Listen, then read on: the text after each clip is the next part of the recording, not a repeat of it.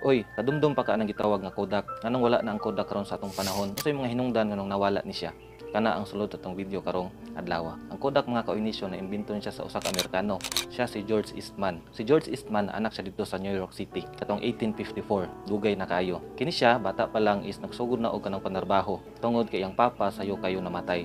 Siyang linghod nga pangidaron na narbaho na siya sa usa ka bangko as clerk og nanarbaho pud siya sa usa ka insurance company. But pasabot duha iyang gitrabahoan sa una kaning founder sa Kodak. Kini si George Eastman mga ka-Unition, hilig na jud kanang gitawag na photography. Sa unang panahon ay gitawag na collodion process kung photography sigutan. Kung mayon tag collodion process, mao pud ni siya ang gitawag na wet plate photography. Sa unang panahon, kini siya kaning collodion process dapat na ay wet plate para makaproduce og maka-capture pod og kanang gitawag nga picture. Sa una ning panahon mga ka-Unition. Pero kini si George Eastman nakaimbento og kanang gitawag na dry plate. So kining dry plate mao ning una nga negosyo ni George Eastman. Kini siya iyang ginabaligya sa una. So nagsugod na siya og pamaligya ani nga panahon. Pero nanarbaho gyapon siya ani. So buot pasabot nanarbaho siya then namaligya na pud siya og kanang gitawag nga dry plate. Kini siya medyo ni sikat, medyo ni patok sa mga tawo sa unang panahon. Kining ginabaligya ni George Eastman nga dry plate. Og napansin kini sa usa ka tawo mao si Henry Strong. So si Henry Strong ang pinakauna na ni-invest kang George Eastman.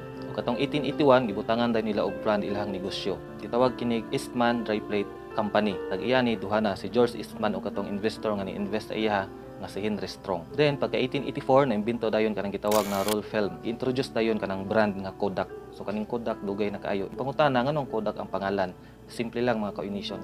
Tungod si George Eastman ganahan og letter K manang Kodak ang iyang brand sa iyang negosyo. O kining Kodak ni sikat tungod sa ilang tagline. Ilang tagline is you press the button, we do the rest. Diri nagsugod ang pagboom sa Kodak. Pero sa paglabay sa panahon, ang founder sa Kodak nga si George Eastman is namatay tungod siya nag-suicide. Yang edad niini is 77 years old. Nag-suicide siya katong 1932. Pero bisag wala na ang founder sa Kodak nga si George Eastman, nagpadayon gihapon ning kumpanya nga Kodak sa paglabay sa mga panahon. Pero na isa ka competitor gikan sa Japan the same og product sa Kodak, kini ang Fujifilm. So nganong nailadom ning Fujifilm?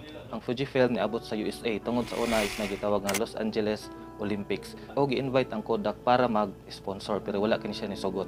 Ang Fujifilm ang nisugot niini. That is why ang Fujifilm nailhan na sa USA og ni sikat na pod. Kadto mga 1980s dito na nasikat ang kanang gitawag na mga Digicam. Pero ang Kodak wala ni adapt ani. Kay bawo mo nakauna aning Digicam is ang Kodak pero wala nila gipadayon. Pero ang uban namang kumpanya gi-adapt ni siya nga technology kanang gitawag nga Digicam. Ang pangutana ron nganong wala gi-adapt wala gipadayon sa Kodak kanang Digicam. Tungod kay gusto nila na ang karaan nga pamaagi is mao gihapoy gamiton. In short wala sila ni adapt sa kabag-uhan. Pero ang Fujifilm ilang gi-adapt. Nagbuhat sila mga Digicam sa unang panahon o gitangkili kini sa mga tao. Si Steve Sasson, empleyado sa Kodak, siyang nakauna ning Digicam pero wala siya gisugtan sa Kodak nga ipadayon ni siya. Ang prinsipyo manggod sa Kodak is dapat ang picture is dapat mahawidan og makita pud siya. Pero wala ni gitanaw nga in the future mawala ni kini. Kay ang mga picture mokupas biya na siya. Wala na natanaw sa Kodak. Pero ang uban ng mga kumpanya is nitanaw sa future. That is why nagbuhat sila og Digicam or kanang digital nga pamaagi sa photography. Sa paglabay sa panahon, daghan na po iniusbong ng mga kumpanya sa photography, no? Sa mga Digicam po na ang Sony, Nikon, Fujifilm o Canon. Kumpiyansar kay ang Kodak mga ka-Unition. Kay ilang gusto lagi kinaraan nga style. Wala na nakita na nagitawag nga social media. Ug mao to sa paglabay sa panahon nabiyaan jud ang Kodak. Gusto moapa sa Kodak pero iwit na ang tanan. Daghan na mga nakaposisyon sa taas na uban pa ng mga kumpanya. So, ang lesson natong makuha sa Kodak is kung nay changes, kung nay pagbago is ato yun siyang i-adapt. Kaya ang tinuod na dyo'y pagbago. Tanan mabago, murag siya. Kung may mga technology nga bago, ato na siyang i-adapt. Kaya kana siya atong magamit kung di ka gusto mabiyaan. Ta na may nakuha gamay no sa atong video karong adlaw na inyong magamit sa inyong pag-adlaw-adlaw nga pag-abante sa inyong kinabuhi. Sige, maura to og hantod na pud sa sunod. Bye. Follow for more.